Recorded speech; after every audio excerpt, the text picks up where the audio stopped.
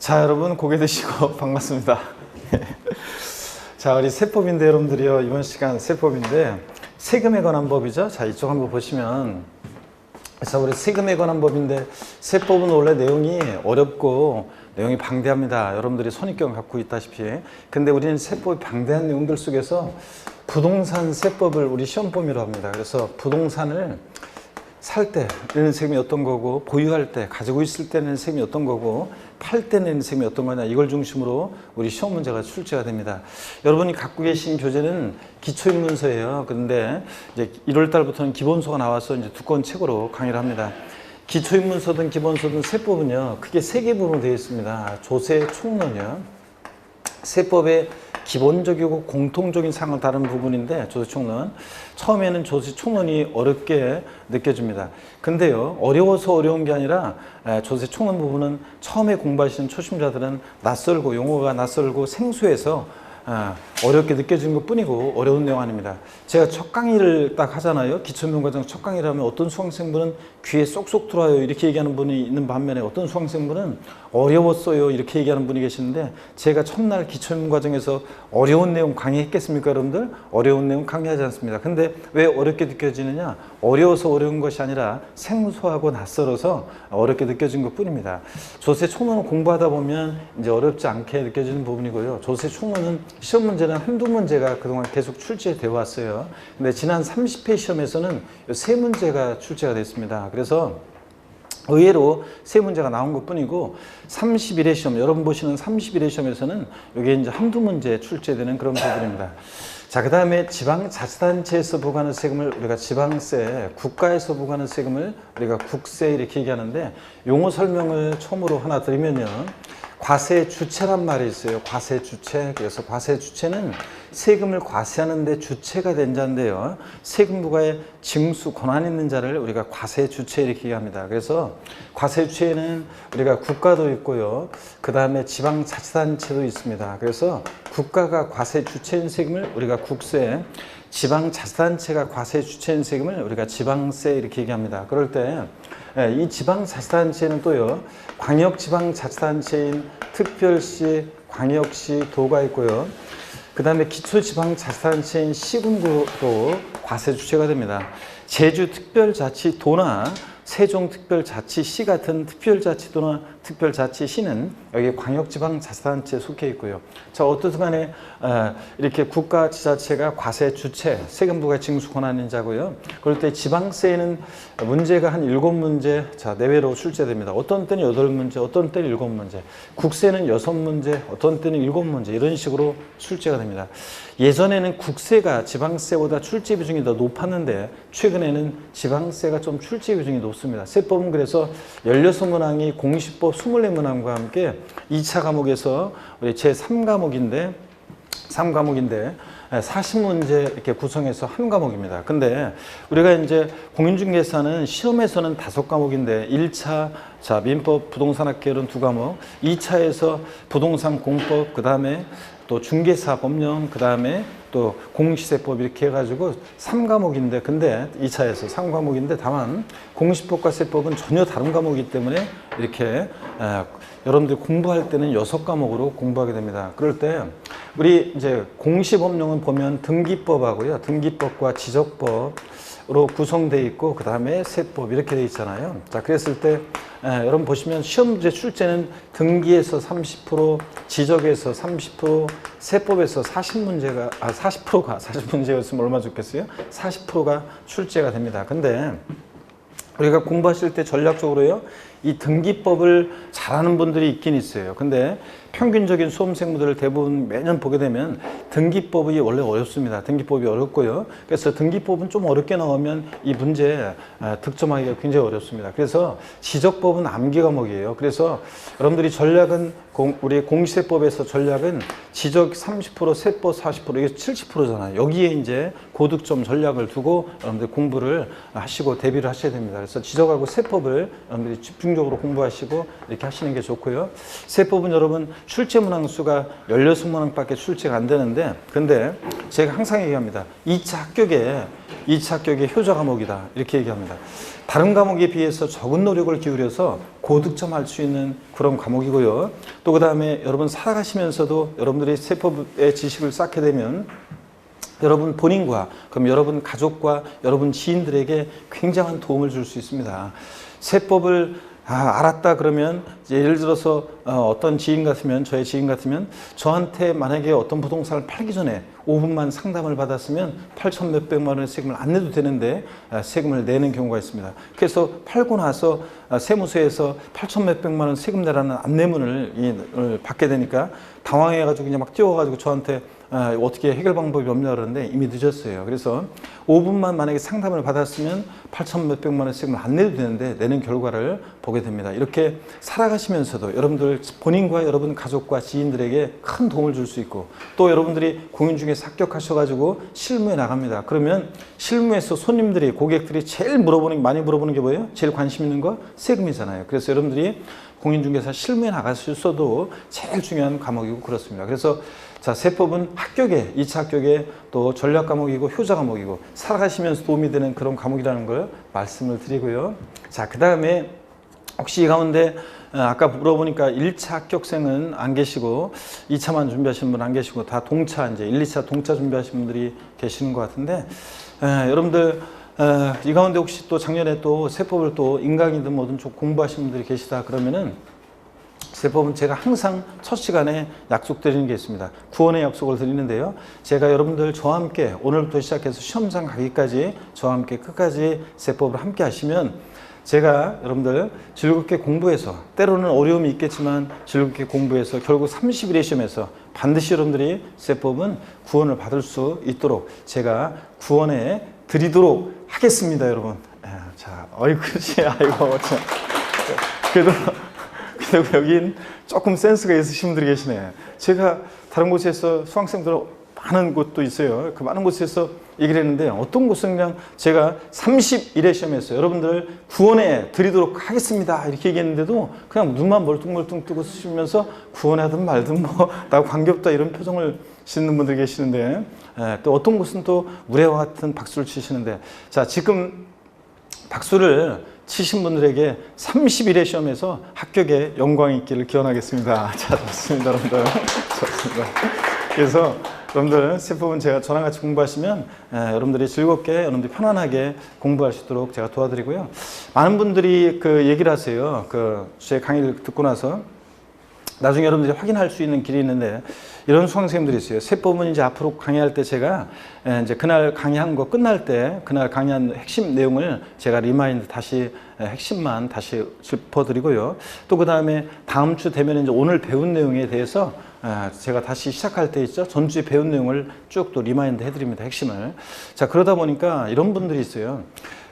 우리 중개사 과목은 이제 준비하는 건 6과목이잖아요. 그런데 자기는 세법을 이렇게 수업 시간 전후로 해서 제가 다 이렇게 훑어드리기 때문에 수업 시간에 집중해서 전후로 자기는 이렇게 공부하다 보니까 따로 세법을 도서관이나 독서실에서 공부하지 않고 수업 시간에 잘 따라오면서 세법을 이렇게 공부할 수 있었기 때문에 자기는 6과목이 아니라 5과목만 준비하는 셈치고 이렇게 공부를 했다. 그래서 세법에서 시간을 세이브하니까 다른 과목에 시간을 할애할 수 있었고 그래서 진짜 그것이 고마웠다 이렇게 얘기를 합니다. 그러니까 여러분들 앞으로도 수업 시간에 본방 사수하시면서 저랑 같이 끝까지 수업 시간에 집중해서 공부를 하셔야 됩니다. 그래서 어떤 수강생들은 교수님 들을 때는 제가 알겠는데요. 제가 돌았으면은 잃어버리고요. 문 열고 나가기만 하면 잃어버리고 막 그래요. 그래서 제가 항상 얘기합니다. 돌아서지 마세요. 그러면 문 열고 나가지 마세요. 이렇게 얘기하는데 그런 분들의 특징은 어떤 거냐면 공통적으로 되게 수업 시간에 구경해요. 그냥 이렇게 수업 시간에 그렇구나 이렇게 하면 그냥 머릿속으로 대충 들을 때는 알겠죠. 근데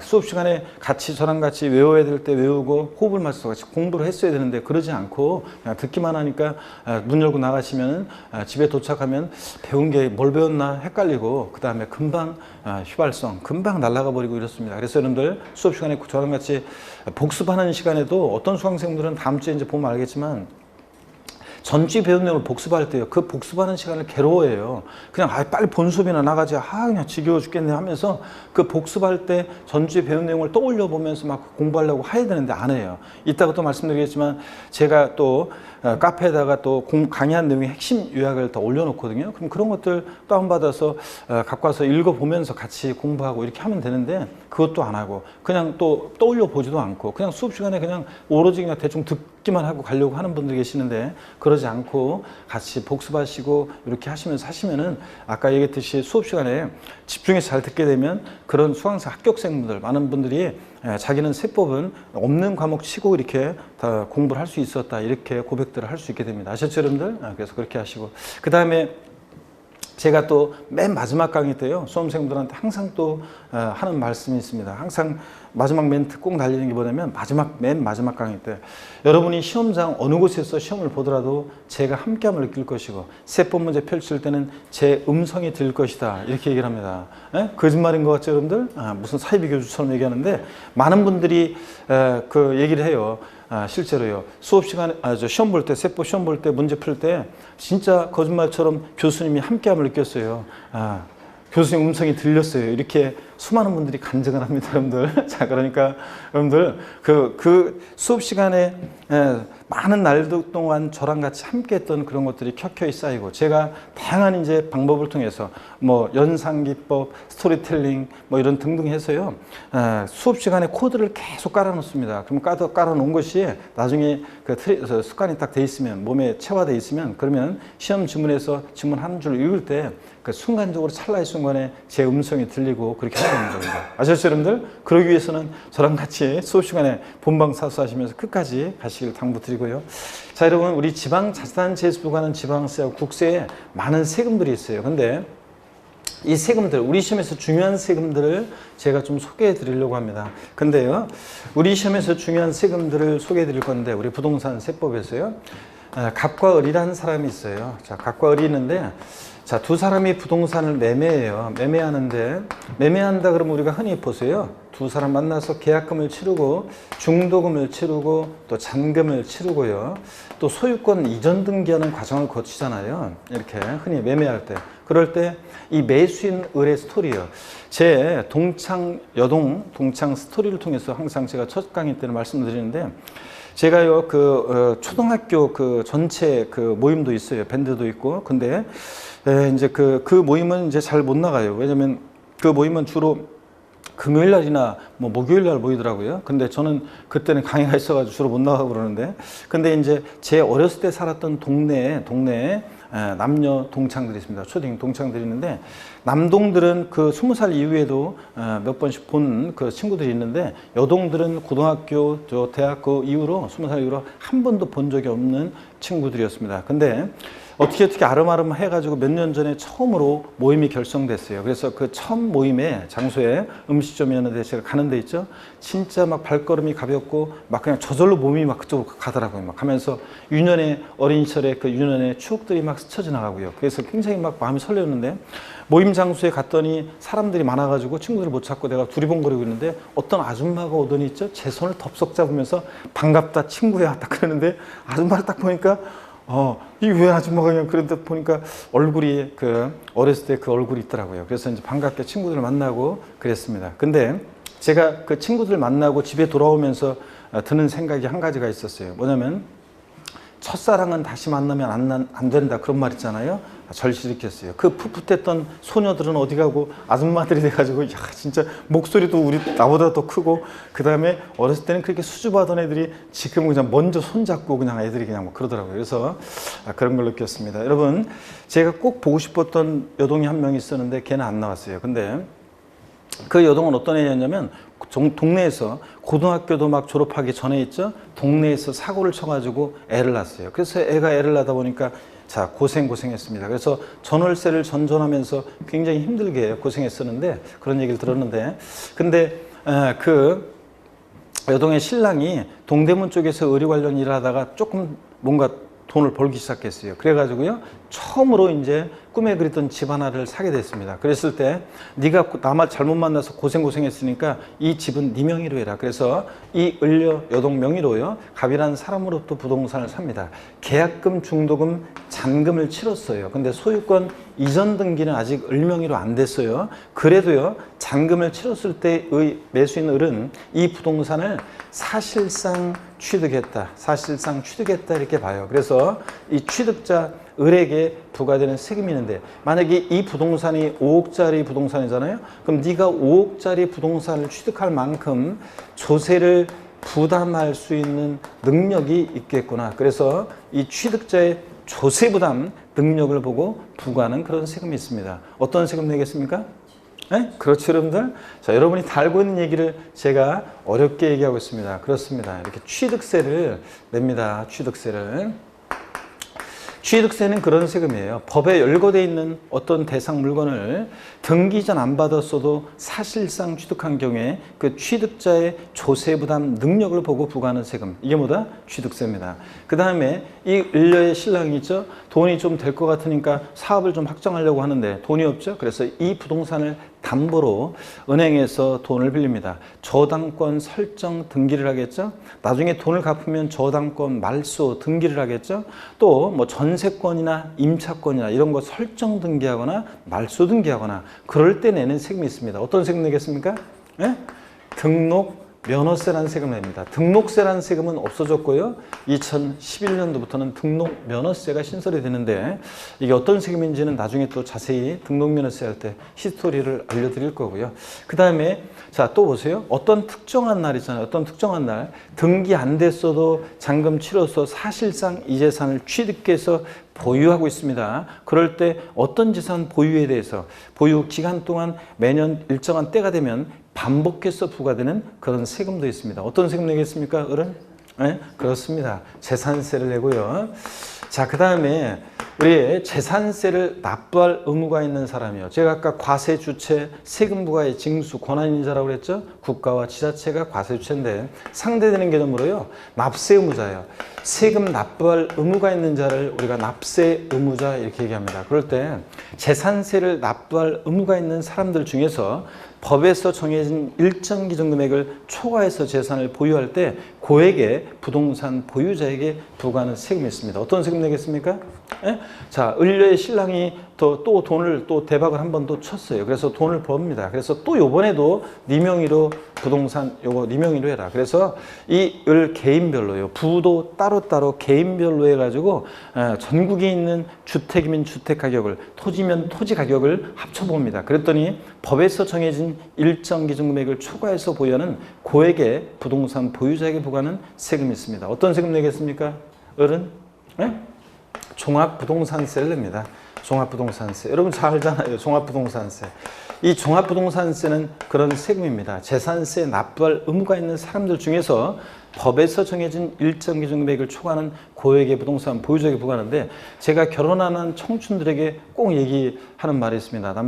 미혼 남녀 수강생들한테. 여기 보니까 이쪽 동네 우리 수강생들은 다 메리드, 결혼하셨죠? 다 보는 그런 것 같고 이쪽 보니까 결혼 안 할 만한 사람은 저 보니까 저쪽에 여성 수강생, 저쪽 끝에 또 남성 수강생 둘이 결혼 안 했죠?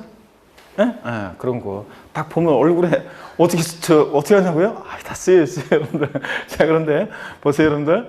근데 결혼하는 청춘들한테 진짜 꼭 하는 얘기가 있어요. 자, 예를 들어서 남친, 여친이 있는데 사귀는데 결혼하려고 했더니 뭔가 한 가지 좀 부족해. 그래서 결혼해야 되나 말아야 되나 자, 갈등이 생길 때 물어보라고 합니다.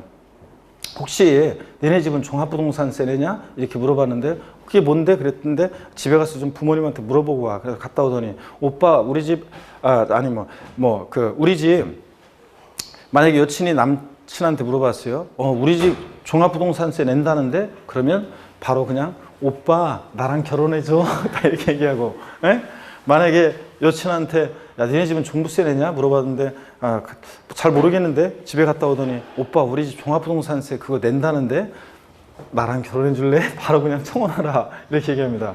여러분 남성 수강생님 잘 들어보세요. 요즘은 자녀들도 한둘 많지도 않잖아요. 한두 명밖에 안 되는데, 근데 처갓집이 종합부동산세를 낸다? 아무리 최근에 부동산 가격이 상승해서 종부세 대상자가 늘었다고 해도 중산층 이상이라는 얘기죠. 그럼 처갓집이 중산층 이상이면 애들도 많지도 않은데 그거 나중에 최소한 전부 아니면 절반은 누게 돼요? 내게 되잖아요. 그러니까 제가 일단 무조건 결혼해라 그런 얘기합니다. 자, 종합부동산세는 그런 세금입니다. 또 여러분 보세요.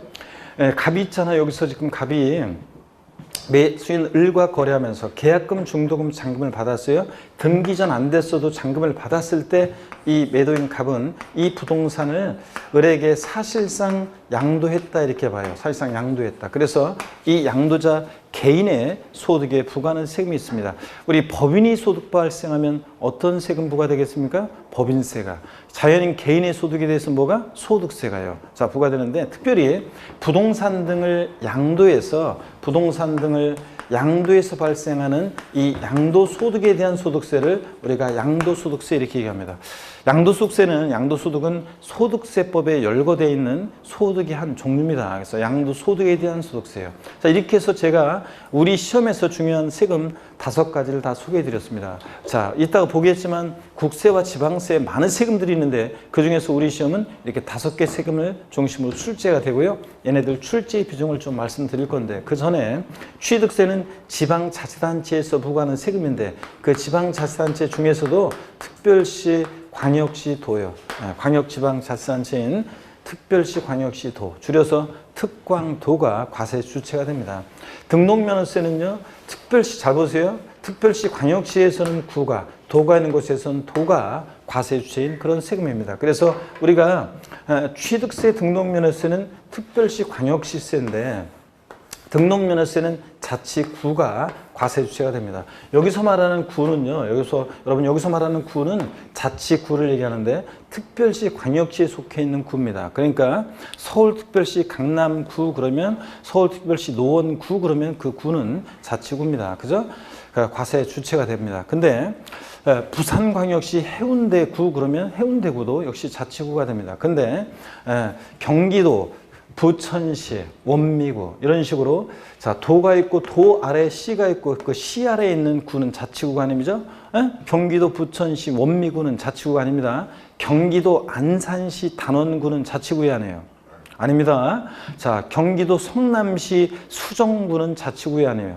아닙니다. 이렇게 도가 있고 도 아래 그 시가 있고 시 아래에 있는 구는 자치구가 아니고 특별시, 광역시에 있는 구가 자치구가 되고요. 자, 그래서 특별시, 광역시인데 취득세는 등록면허세는 그 자치구세입니다. 자, 시험에서 또 이렇게 최근에 나온 적도 있어요. 다음 중 특별시, 광역시 세인조세가 아닌 것은 그래서 정답이 어떤 거냐면 등록면허세였습니다. 얘는 특별시, 광역시세가 아니고 자치구세입니다. 그래서 서울특별시 만약에 강남구에 구다 그러면 취득세는 서울특별시로 가지만 등록면허세는 그 구로 가는 그런 세금입니다. 요거. 근데 얘네들은 둘 다 도세입니다. 그래서 도가 있는 곳에서는 시군이 아니라 그 도가 과세 주체가 되는 세금입니다. 그래서 만약에 경기도 성남시 중원구 그러면 얘네들은 취득세는 경기도로 가는데 등록면허세는 역시 또 그 성남시로 가지 않고 그 경기도로 가는 그런 세금입니다. 그래서 둘 다 도세라고 합니다. 그 다음에 재산세는 시군구세입니다. 그래서 시군구가 과세 주체가 됩니다. 시군세고. 자, 그래서 얘네들은 지금 보니까 지방자치단체에서 부과죠. 그래서 지방세고 지방자치단체에서 부과하니까. 그래서 지방세는 많은 세금들이 있지만 그 중에서 우리 시험은 이 3개 세목을 중심으로 출제가 됩니다. 취득세, 등록면허세, 재산세를 중심으로요. 그 다음에 종합부동산세부터는 국가가 과세 주체가 되기 때문에 우리가 국세라고 합니다. 국세에도 많은 세금들이 있지만 우리 시험은 종합부동산세와 양도소득세를 중심으로 출제되고요. 출제 비중 말씀드린다고 그랬죠. 취득세는 선언 문제가 출제가 됩니다. 지방세에서 제일 중요한 세금이고요. 등록면허세 한두 문제 출제되고 재산세는 거의 고정적으로 3문제가 출제가 되고 있고요. 종합부동산세는 한 문제가 출제됩니다. 때로는 재산세하고 종합부동산세 묶어서 오지선다를 구성하기도 합니다. 그래서 1.5문제가 출제되기도 하는데 자, 그래서 3문제 정도. 그 다음에 양도소득세에서는 대여섯 문제가 출제가 되고 있습니다. 여러분 어떤 세금이 제일 중요합니까? 양도속세가 시험에서도 제일 중요하고 실무에서도 제일 중요하고요. 그 다음에 또 그 다음으로 중요한 세금은 취득세입니다. 그 다음으로 취득세가 중요하고 그 다음에 재산세 이렇게 해서 자 중요한 세금들입니다. 우리 또 제가 처음 여러분께 드린 말씀이 우리 세법인데 그 세법의 방대한 내용들 속에서도 우리 시험은 부동산 세법을 우리 시험범위로 한다고 그랬잖아요. 그래서 자 부동산을 취득할 때 내는 대표적인 세금 취득세 등록면허세예요. 이 취득세 등록면허세는 부동산을 취득할 때 내는 대표적인 세금입니다. 그 다음에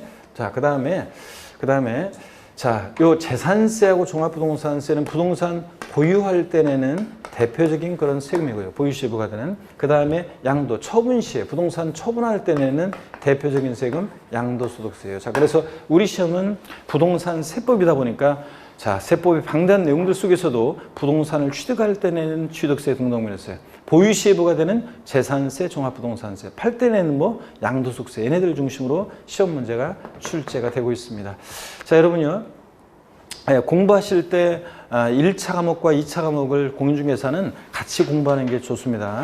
저는 그냥 1, 2차 다 하려니까 양도 많은 것 같고 자신이 없고요. 저는 1차만 올해 그냥 공부하려고요. 그래가지고 2차는 전혀 하지 않고 1차만 공부하는 분들이 계시는데 좋지 않습니다. 왜냐하면 중개사 6과목은 다 연결이 돼 있어요. 그래서 같이 공부하면 시너지 효과가 생깁니다. 근데 하다못해 이제 30회 시험에서 지난 30회 시험에서 부동산 학개론 문제에서 공법 문제도 나오고 최근에 그래요. 공법 문제도 나오고 학개론 문제인데 부동산 학개론 문제인데 공법 문제도 나오고 세법 문제도 나옵니다. 그래서 세법 문제가 또 이번에 30회 시험에 나왔다고 그래서 제가 문제를 또 봤어요. 봤더니 어떤 문제였냐면 보세요, 여러분들. 가로넣기 문제였는데 첫 번째 가로넣기가 부동산 보유 단계에서 부과되는 지방세는 정답이 뭐였냐면 재산세 집어넣는 거였고 보유 단계에서 부과되는 뭐예요? 지방세. 어떤 겁니까? 재산세. 그 다음으로 가로넣기가 부동산 보유 단계에서 부과되는 국세는 어떤 겁니까? 종합부동산세 집어넣는 거였고 부동산 처분 시에 부과되는 세금 집어넣는 게 뭐였어요? 양도소득세. 이런 식으로 해서 세법 11월, 12월 기초인문과정만 들었어도 맞출 수 있는 그런 문제가 나옵니다. 그러니까 부동산 학개론에서 문제가 나온다. 공법 문제나 세법 문제가. 그러면 그 부동산 학개론 교수가 출제하는 학개론 교수가 공법이나 세법을 깊게 알겠습니까? 모르잖아요. 그러니까 당연히 문제가 그런 식으로 아주 그냥 기본적인 기초적인 그런 문제가 나옵니다. 그러니까 1차만 준비했던 분들은 뭐야? 부동산 학개론을 공부했는데 전혀 안 배운 내용이 나온다 이래가지고 어렵다고 생각해서 그 문제를 못 맞추잖아요. 근데 1, 2차를 같이 공부한 분은 쉽게 맞출 수 있는 그런 문제들이 출제됩니다. 등등. 또 세법, 부동산 세법을 공부할 때는 민법적인 얘기, 공법적인 얘기, 공시법적인 얘기가 다 용어가 섞여서 나옵니다. 그렇기 때문에 다른 과목들을 제가 어떤 내용은 강의할 때 강의하지 않고 일정한 때가 될 때까지 기다려서 강의를 안 합니다. 그랬다가 나중에 3, 4월이나 이렇게 돼서 이제 강의를 하는 것들이 있어요. 왜냐하면 민법적인 얘기, 지식이 있으면 이해하기 쉬운데 그러면 저는 민법적인 지식을 바탕으로 여러분들이 알고 있으면 제가 이제 세법적인 얘기만 하면 되는데 그거를 미리 강의하면은 여러분들이 민법적인 용어를 안 배워가지고 저는 모르는 말인데 제가 설명을 하면 와닿지 않잖아요. 그래서 그런 것도 있습니다. 등등 이렇게 1차와 2차 과목을 같이 공부하는 게 준비하는 것이 좋습니다. 그래서 공부하다가 어떤 분들은 이제 봄쯤 되잖아요. 한 4, 5월 달쯤 되면은 벌써부터 아예 중개사를 이건 내가 할 게 아닌가 보다 해가지고 아예 포기하는 분도 나오고 또 그 다음에 2차를 벌써부터 그때부터 포기하는 분도 계세요. 아유 도저히 안 되겠어요. 그래서 그냥 1차만 하려고요. 이런 분도 계시는데 2차 포기할지 말지는 나중에 청포도가 익어가는 늦여름이 돼서 있죠. 청포도가 익어가는 늦여름이 돼서 그때쯤 모의고사를 봤는데 여전히 민법 학개론이 3, 40점으로 깐다. 자, 그럴 때는 이제 저한테 꼭 얘기를 한번 해보세요. 내가 2차를 포기해야 되는지 말아야 되는지 저한테 한번 물어보시면 제가 어떤 분한테는 그래요. 포기하면 안 된다. 충분히 내가 봤을 때 2달만 열심히 하면은 시험 막판 2달인데 막판 2달 강의를 듣기 위해서 많은 날들 줄 긋고 이렇게 하는 거예요. 그래서 막판 2달만 몰았으면 충분히 합격할 수 있다. 이렇게 얘기하는 분이 계시고 또 어떤 수강생분은 교수님 안 되겠어요. 2차 포기될 것 같아요. 이러다 1차로 떨어질 것 같아요. 그럴 때 제가 그분을 1년 쭉 지켜봤잖아요. 제가 어떤 분한테는 또 이래요. 그렇게 하세요. 1차라도 일단 열심히 하시고 남은 기간 이렇게 하면서 하는 분도 있고 그렇습니다. 그래서 섣불리 포기하지만 안 되고 같이 1, 2차를 같이 준비하는 것이 좋습니다, 여러분들. 자, 그러면요 제가 우리 시험에서 중요한 세금들, 부동산 세법, 자, 세금들 소개해 드렸고요. 자, 우리가 이제 조세 총론을 먼저 공부하는데, 여러분 보세요. 조세 총론 한번 봅니다. 조세 총론은 시험 문제가 한두 문제 출제된다고 그랬잖아요. 조세 총론은 한두 문제 출제되는데, 세법의 기본적이고 공통적인 사항을 다루는 부분인데, 법은, 근거가 되는 법은 지방세 기본법, 지방세 징수법, 또 국세 기본법, 국세 징수법, 이런 법들을 바탕으로 하고 학자들의 견해가 더해져서 조세 총론이 구성되어 있습니다. 근데 조세 총론이요, 내용이 그 지방세 기본법, 국세 기본법 등등 그 법령에 보면 내용들이 엄청 많습니다. 그 엄청 많은 내용들 중에는 미지의 세계가 많아요. 그러니까 우리 시험에 한 번도 30회 시험까지 치러지는 동안 한 번도 출제 안 됐던 그 미지의 세계들도 많습니다. 자, 그런 부분에 대해서까지 우리가 공부를 한다. 세법이 1차 과목이고 40문제가 출제되면 제가 미지의 세계도 탐험해서 공부하겠지만, 우리 2차 과목이고 또 그 다음에 16문제밖에 출제 안 되잖아요. 그렇기 때문에 미지의 세계 과감하게 우리가 탐험하지 않고요. 제가 가끔 가다가 이제 좀 올해 왠지 이 동네에서 나올 것 같은 느낌이 들 때, 그럴 때만 이제 살짝 배우고, 대부분은 우리가 출제가 되어 왔던 부분을 중심으로 공부합니다. 조세 총론은 어떤 부분을 중심으로 공부하느냐? 조세의예요.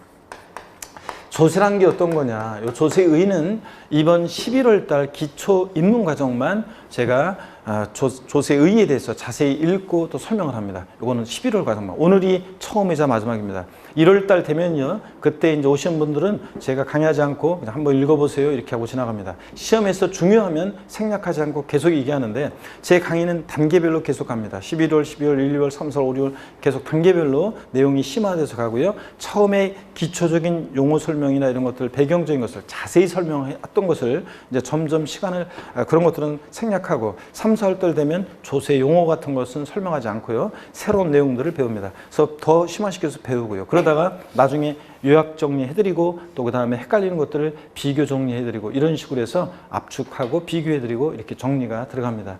자, 어떻게 강의는 1년의 계획을 갖고 강의를 할 것이고요. 조세의 요 처음에 기초입문 과정만 강의하는 건데, 다만 여기서 시험에 의미가 있는 게 한 가지가 있어요. 그거는 계속 생략하지 않고 말씀을 드리겠습니다. 또 조세에 분류가 있어요. 세금을 이렇게 저렇게 분류를 하는데, 요 조세 분류는 시험에 출제가 되는 부분입니다. 우리 30회 시험 같으면 부동산 활동에 따른 분류가 시험에 나왔고요. 그래서 시험에 출제되는 부분이고, 그 다음에 징수 방법이요. 이 세금은 어떻게 징수가 되느냐, 징수 방법이 있는데, 자, 어떤 세금은 있잖아요. 가만히 있으면 세금을 내라고 과세 주체, 국가나 자체에서 세금을 계산해서 납세 고지서라는 것을 보내옵니다. 어떤 세금은. 근데 어떤 세금은 가만히 있으면 안 되고, 우리 같은 납세무자가 세금을 계산해서 자진해서 계산된 세금을 과세주체에게 신고하고 납부해야 되는 세금도 있습니다. 이 세금은 어떻게 징수하느냐. 이 징수 방법을, 자, 시험에 이게 직접적으로 간접적으로 중요하기 때문에 잘 이해하고 있어야지 제가 다음 주에 설명을 드릴 건데, 이게 머릿속에 흐름이 머릿속에 있어야지 뒤에 강론의 내용들을 이해할 수 있게 됩니다. 이제 그렇기 때문에 중요하고요. 직접적으로 간접적으로. 또 여기서 가산세와 가산금이 나오게 되는데, 가산세, 가산금이라는 것이 나오는데요. 자, 근데 이 가산금이라는 것이 지방세는 이제 내년에도 존속하는데, 물론 어떻게 될지 모르겠지만 중간에 현재가 법령 그래요. 근데 이 국세에서는 가산금이라는 것이 없어지고, 국세에서는 2020년 내년 1월 1일 이후부터는요, 이제 이미 법이 바뀌어 있어요. 시행이 내년 1월 1일부터는 국세에서는 가산금은 없어지고 납부지연 가산세라는 것이 신설이 됩니다. 납부지연 가산세. 그래서 자세하게 다음 주에 제가 설명을 드리겠습니다. 개정 내용을요. 자, 세법은 개정세법이 중요합니다. 항상 세법은 그 당해연도 또 최근 그 개정세법 내용이 시험에 또 출제가 되기 때문에 항상 개정세법이 중요한데, 여러분들은 신경 쓸 거 없어요. 여러분들은 제가 개정세법, 중간에 법이 바뀌든 뭐하든 다 개정세법을 제가 정리해서 계속 알려드립니다. 강조드리고, 그러니까 여러분은 수업 시간 잘 듣기만 하면 됩니다. 하여튼 이 징수방법, 가산세, 가산금, 납부지연 가산세, 이런 것들은 시험에 직접적으로 간접적으로 중요하고 30일의 시험에 출제 가능성이 높습니다. 그 다음에 우리 세금 납부할 의무 있잖아요. 납세 의무, 세금 납부할 의무는 이게 추상적으로 성립하고 구체적으로 확정이 되고 또 소멸하는 과정을 거친다, 이렇게 이해해요. 납세 의무는 성립, 확정, 소멸의 과정을 거친다고 하는데 여기 어떤 얘기인지 다음 주에 배울 건데요. 이 조세 분류에서 30회 시험에 나왔다고 그랬죠? 최근에. 그 다음에 소멸 부분에서 이제 28회 시험에 나왔고요. 제가 가끔 나오는 부분인데 아주 거의 안 나오는 부분인데 제가 28회 때 나온다고 그랬고 나왔고. 자, 그래서 29회 시험 때는 성립 확정에서 나온다고 했는데 29회 시험에 나왔고요. 제가 30회 시험에서 이 동네에서 만약에 시험 문제가 나온다 그러면 확정해서 시험 문제 나올 거라고 했는데 이 동네에서 시험 문제가 안 나왔어요. 그렇기 때문에 31회 시험에서는 이 납세무 성립 확정 소멸 중요합니다. 이 확정에 관한 것, 또 성립 부분에서 개정 내용도 있고 여기 확정 중요하고 소멸에서 또 개정 내용이 있는데 2020년 개정세법 내용이 있는데 입법 예고된 게 근데 그런 내용들이 통과가 되면 출제 가능성이 높고요. 그래서 여기서 출제 가능성이 높습니다. 31회 시험은. 그 다음에 또 보시면 어떤 게 있냐면 국세나 지방세 있죠? 조세 채권이라고 하는데 세금은 체납자의 재산이 공매나 경매에 넘어가요. 그러면 그 공매 경매된 자산에서 누가 우선해서 가져갈 것이냐. 세금은요, 담보가 없이도 일반 채권이나 공과금보다 담보가 없어도 우선하는 것이 원칙입니다. 우선해서 가져가요. 근데 또 예외가 있어요. 세금보다 더 우선하는 것들이 있는데 이 원칙에서 이제 28회 시험 때 나왔고 원칙에서 29회 시험 때 나왔고 또 30회 시험에서 예외에서 또 나왔습니다. 이 연달아서 나오는 경우가 드물었는데 여태까지 거의 없었는데 30회 시험에서는 29회 나온 이 부분에서 또 문제가 나왔었습니다. 자, 그래서 이렇게 해서 요거는 31회 시험에서는 또 독립한 문제로 연달아 나올 가능성은 낮고요. 어쨌든 간에 이것도 나중에 공부하긴 합니다. 그 다음에 조세 불복 절차가 있습니다. 조세 불복. 여러분요, 우리가 세금에 관해서 국가나 지자체로부터 부당한 처분을 받습니다. 그러면 이런 막 해가지고 그냥 세무서 뛰어가지고 세무공무원 멱살을 딱 잡으면 나만 쇠고랑이죠. 그래서 우리가 정당한 절차를 밟아서 권리구제를 밟아야 되는데 조세 이 불복 절차 이것도 공인중개사 유구한 역사 속에서 23회 시험 때 처음으로 딱 한 번 나오고 25회 시험 때 종합문제 속에서 지문 한 줄 나오고 잘 안 나오는 부분인데 이게 30회 시험에서 나왔어요. 자, 그래서 31회 시험에서는 독립한 문제보다는 종합문제 속에서 나오는 그런 정도입니다. 그 외에도 많은 미지의 세계가 있는데 또 아니면 한 번 나오고 그 다음에 안 나온 내용도 있는데요. 이런 내용을 중심으로 우리가 조세 총론을 공부합니다. 자, 그리고 조세의입니다, 여러분. 조세의. 자, 이제 364페이지 교재 처음으로 한번 펴시고요. 여기까지는 그냥 쭉 세법의 교양이었고요. 자, 어떤 걸 공부할지 소개해드렸고, 그 다음에 364페이지 봅니다. 좋습니다. 날씨가 추워가지고, 그래서 갑자기 어제부터 추워져가지고, 아무래도 몸이 굳고, 바깥에는 추운데 안에 온풍기 막 돌아가면 아무래도 집중력 떨어지고 졸릴 건데, 제가 항상 얘기하지만 공부하는 수험생은 헝그리 정신이 있어야 돼요, 진짜로. 내 이 시험 이번에 꼭 합격하고 말 거다. 이런, 그런 게 있어야지. 그냥 해도 되고 말해도 되고 그냥 이런 식으로 하면 합격이, 공부가 잘 안 되겠죠, 여러분들. 그래서 헝그리 정신이 있었는데 너무 공부하는 수험생은 너무, 적당히 춥고 배고프고 그래야지 너무 그냥 등 따시고 그냥 너무 그러면 좀 아무래도 수업의 집중력이 떨어집니다. 364페이지 우리 1편 조세 총론에서 1장 조세의 개념 및 용어 및 분류인데요. 1번에 보니까 조세의 개념 및 특징 그래서요. 조세란 게 어떤 거냐 나오고 있는데 줄 그을 필요가 없어요. 법령에 만약에 조세의가 나와 있으면 줄 그어야 되지만 학자들이 세금이라는 거 이런 거 아니냐 조세란 거 그러니까 그냥 조금씩 달라요. 그래서 한번 읽어보는 겁니다. 조세란요, 일반적으로 국가지자체가 그의 경비 충당을 위한 재정 수입을 조달할 목적으로 법률에 규정된 과세 요건, 세금을 과세하는 데 필요한 요건을 충족한 모든 자에게 직접적인 반대급부 없이 강제력에 의해서 부가 징수하는 금전급부를 말한다 그랬습니다. 무슨 말인지 와닿지가 않죠? 자, 요 조세의를 쫙 풀어놓은 것이 조세의 특징입니다. 조세의 특징 먼저 첫 번째 1번이요. 과세 주체예요. 조세를 부과하는 주체는 국가 또는 지방자치단체이다. 그래서 국가가 과세 주체인 조세를 뭐라고 하고? 국세. 지방자치단체가 과세 주체인 조세를 뭐라고 합니까? 지방세 이렇게 합니다. 그래서 반드시 세금은 국가나 지자체에서 부과해야지 국가나 자체가 아닌 곳에서 부과하는 것은 조세가 아닙니다. 그래서 한번 보실래요, 여러분들? 국가나 자체가 아닌 곳에서 부과하는 것은 조세가 아니라고 했는데 어떤 것들이 있냐면요. 자, 어떤 것들이 있냐면 제가 이걸 또 적어 드릴 거예요. 어차피 이건 다음 순환에도. 자, 국가나 자체가 아닌 곳에서 부과하는 것. 그래서 조세가 아닌 것들이 있는데 한번 보세요. 공과금이라든가 공과금, 공공요금 같은 거 있잖아요. 이런 것들은 국가나 자체가 아닌 곳에서 부과하기 때문에 조세가 아닙니다. 저희 부모님이 굉장히 연로하신데요. 제가 5남이녀 7남매 중에서 막내예요. 그래서 부모님이 굉장히 연로하신데 또 늦게 낳고 그래서 저희 엄마가 이렇게 날씨 이렇게 추워지고 막 이럴 때 있죠. 제가 뭐 어제도 얘기하고 그랬지만 그 집에 갔더니 그 낮이었는데 그 전등도 다 앙켜놓고 계시고 그 다음에 또 뭐 낮이었긴 하지만 그래도 또 보일러도 앙켜놓고 낮춰놓고 계시더라고요. 그래서 제가 보일러 좀 올리시고 또 침대에 매트, 온수 매트 같은 것도 좀 올리시고 따뜻하게 주무시고 뭐 따뜻하게 하시고 하면서 이렇게 얘기를 합니다. 그러면 저희 엄마가 전기세 많이 나오고 가스세 많이 나오고 막 그런 얘기 합니다. 제가 그래서 명색이 아들이 세법을 강의하잖아요. 그래서 제가 엄마한테 분명히 그랬거든요. 자, 전기세, 수소세, 가스세 이런 건 잘못된 표현이다. 그런 것은 국가나 지자체가 아닌 곳에서 부과하기 때문에 그런 것들은 전기요금, 수도요금, 이렇게 가스요금 이렇게 얘기해야지 전기세, 수소세 이런 건 잘못된 표현이다. 이렇게 얘기를 했는데 엄마가 알겠다고 해놓고서 또 조금만 시간 지나면 다음에는 또 그냥 가스세, 전기세 이렇게 얘기합니다. 그래서 여러분 이런 것들은 국가나 자체가 아닌 곳에서 부과하는 것들은 공과금, 공공요금은 조세가 아니다? 아닙니다. 조세는 반드시 어디서 부과해야 돼? 국가나 지자체에서 부과하는 것이 조세입니다. 그 다음에 2번 과세 목적을 보겠습니다. 조세는 국가 지자체의 재정 수입을 조달을 목적으로 한다.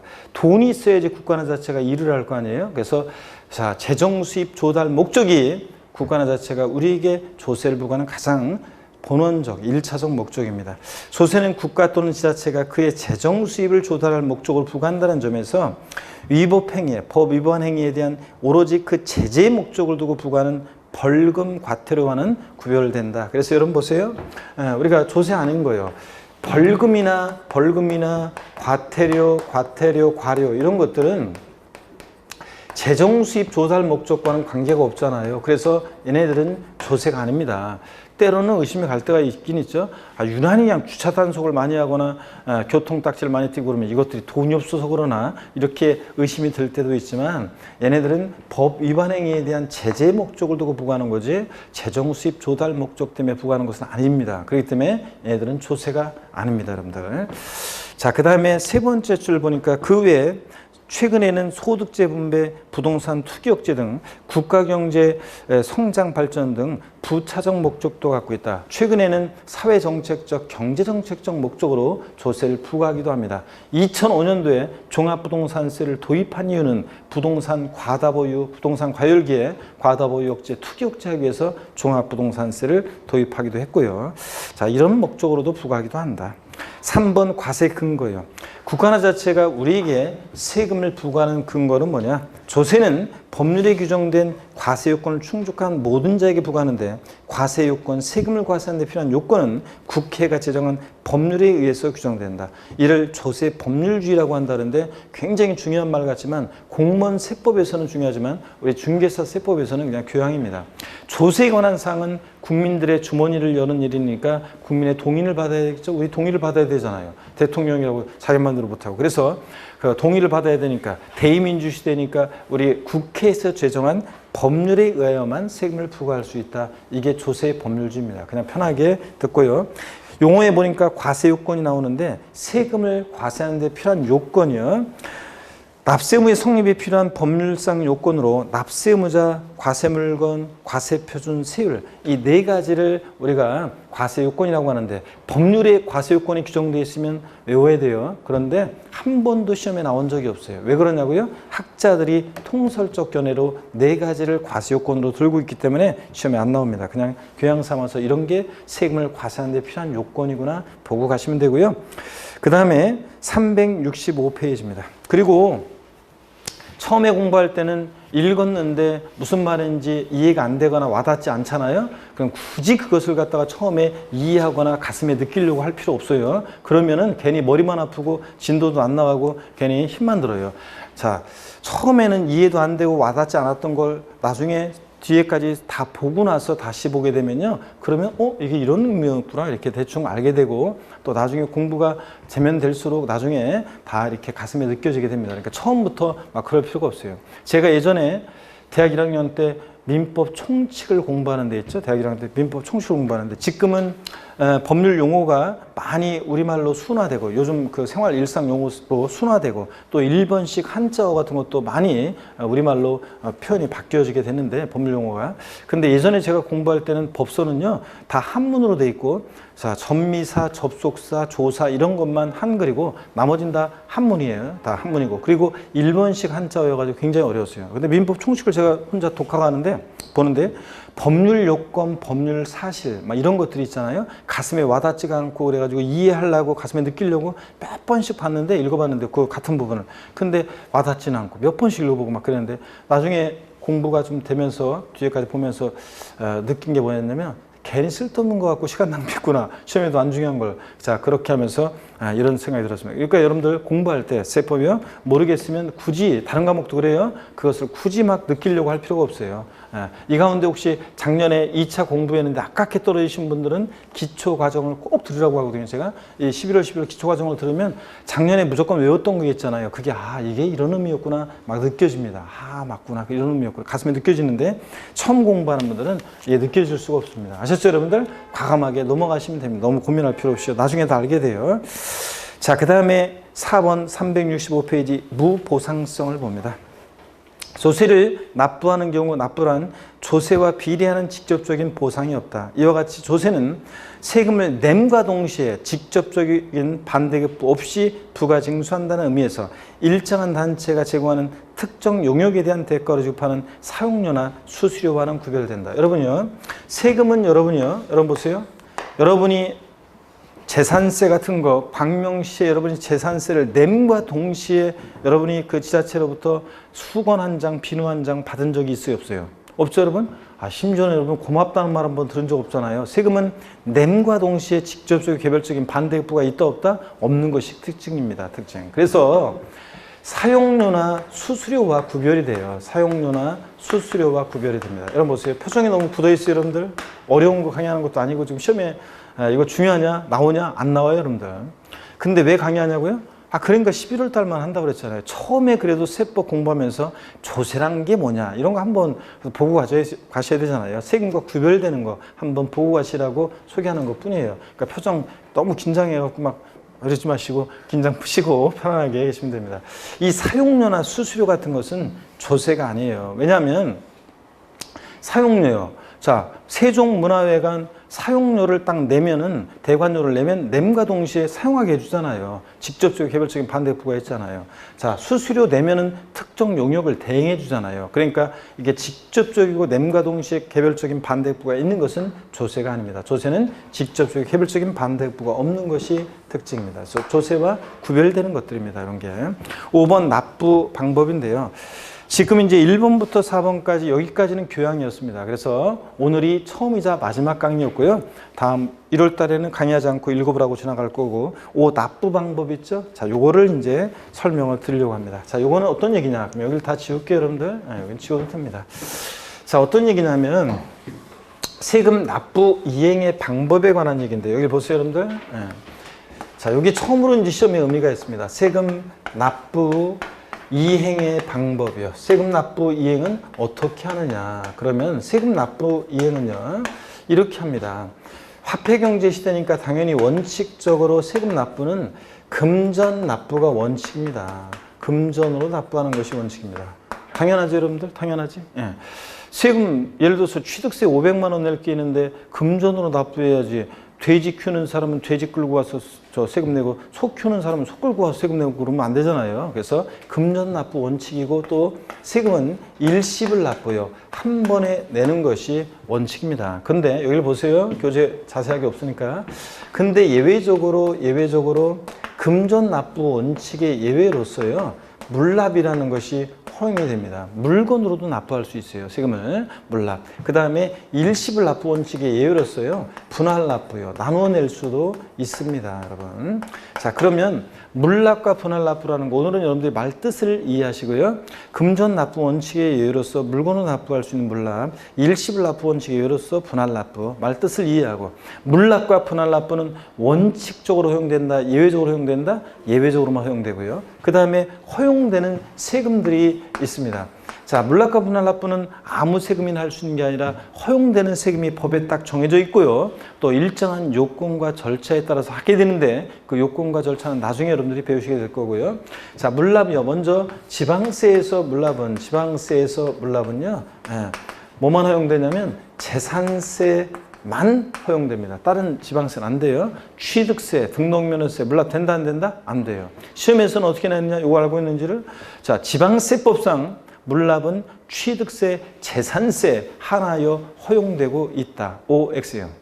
X입니다. 뭐만요? 재산세만입니다. 다른 거 집어넣으면 안 돼요. 그 다음에 국세에서는 물납 허용되는 세금이요. 국세에서는 상속세만 허용이 됩니다. 다른 국세는 안 돼요. 상속세만. 자, 그 다음에 분할 납부를 보겠습니다. 세법 시간에는 가만히 구경하시고 다소곳이 그냥 앉아 계시는 게 미덕이 아닙니다. 제가 제일 싫어하는 수험생이 그런 수험생이에요. 수업 시간에, 세법 시간에 다소곳이 가만히 있는 수험생 있죠? 제가 제일 싫어하는 수험생입니다. 그런 분들은 큰 발전 속도가 늦어가지고 나중에 항상 뒤쳐져 오는 수험생들의 특징이 그런 수험생입니다. 수업 시간에 구경만 하는 수험생. 뭘 외우라고 할 때도 대답도 안 하고 아무것도 안 하고 그냥 가만히 있는 수험생. 이런 분들이 저를 나중에 속썩일 수험생들입니다. 점수가 안 나오면 본인이 공부 안 한 걸 생각 안 하고 꼭 저희들한테 원망의 화살을 돌리잖아요, 여러분들. 자, 그래서 그런 분들이기 때문에 제가 제일 싫어하는 수험생이에요. 수업 시간에는, 세법 시간에 그렇게 하면 안 됩니다. 자, 또 이따가 말씀드릴 건데, 분할 납부요. 자, 분할 납부 허용되는 세금들이 있는데, 지방세에서 분할 납부는요, 재산세가 대표적으로 허용이 되고 있습니다. 재산세. 또 그 다음에 국세에서 분할 납부는 어떤 세금들이 허용이 되느냐? 법에 정해져 있는데요. 먼저 종합부동산세, 줄여서 종부세, 종합부동산세, 그리고 양도소득세, 양도소득세.